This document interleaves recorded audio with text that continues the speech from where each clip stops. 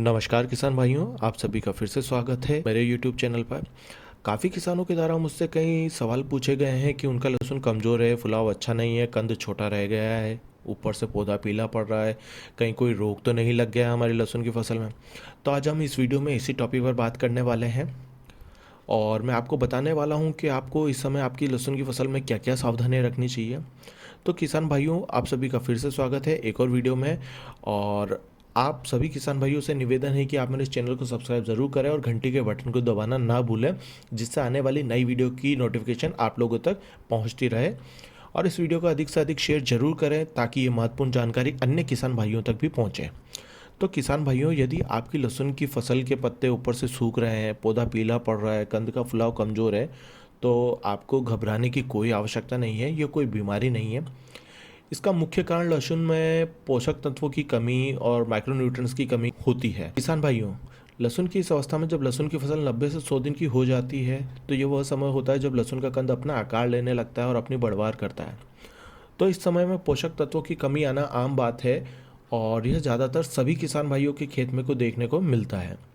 अब आप सोचेंगे कि मैंने तो पहले ही पूरा खाद और पोषक तत्व फसल में दे दिए हैं, पानी के साथ दे दिए हैं। तो ज़्यादातर किसान भाई जब लहसुन की फसल 50 से 60 दिन की होती है, उसी वक्त ये सारे खाद और पोषक तत्व पानी के साथ दे देते हैं। परंतु लहसुन एक ऐसी फसल है जिसमें शुरू से लेकर अंत तक पोषक तत्वों की आवश्यकता समान रूप से बनी रहती है।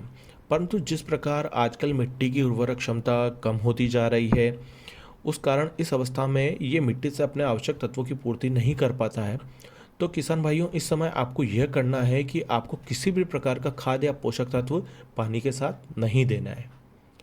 यदि आप पोषक तत्वों की पूर्ति करना चाहते हैं तो आप केवल फोलियर स्प्रे के माध्यम से कर सकते हैं।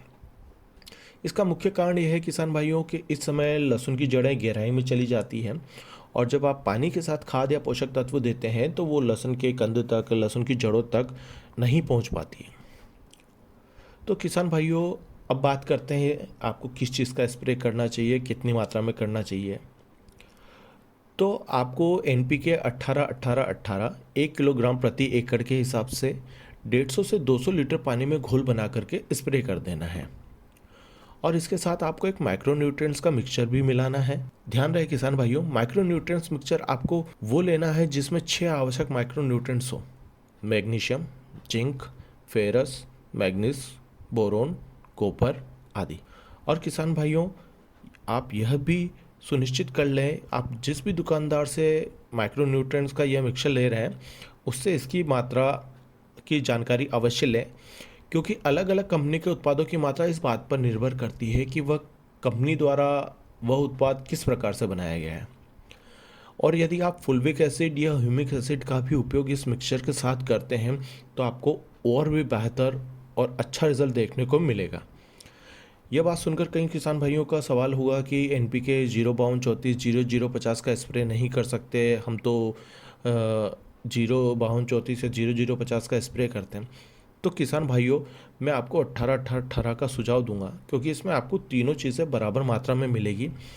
और यदि आप 052-34 या 0050 का उपयोग करते हैं तो आपको उसके साथ नैनो यूरिया मिलाना चाहिए, क्योंकि नाइट्रोजन की आवश्यकता लहसुन जैसी फसल में हमेशा बनी रहती है। और इसी के साथ किसान भाइयों, ज़्यादा महंगा नहीं बट फिर भी आप एक फंगिसाइड जैसे एजोक्सिस्ट्रोबिन और टेबुकोनाजोल का मिक्सचर या फिर एजोक्सिस्ट्रोबिन डाइफेनोकोनाजोल का मिक्सचर भी आप स्प्रे के साथ मिला करके स्प्रे कर सकते हैं, जिससे आपकी फसल में आने वाले समय में कोई फफूंदजनक न बीमारी लगेगी न आने की संभावना रहेगी। आप अपना चुनाव सुविधा अनुसार और इन उत्पादों की उपलब्धता के आधार पर निश्चित कर सकते हैं। आशा करता हूँ किसान भाइयों, आपको जानकारी अच्छी लगी होगी और आपकी मंगल फसल की कामना करते हुए मेरे इस चैनल पर आप सभी के सपोर्ट की आशा करता हूँ।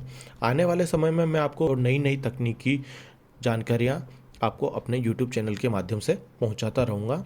और यदि आपके मन में भी कोई सवाल है किसान भाइयों, या अपनी फसल से जुड़ी या किसी अन्य फसल से जुड़ी किसी भी प्रकार की कोई जानकारी आप चाहते हैं, तो आप नीचे कमेंट बॉक्स में कमेंट करके पूछ सकते हैं, या फिर आप डिस्क्रिप्शन बॉक्स में दिए गए मेरे ईमेल, इंस्टाग्राम या फेसबुक अकाउंट पर भी आप मुझे मैसेज कर सकते हैं और आप वहाँ अपनी राय ले सकते हैं।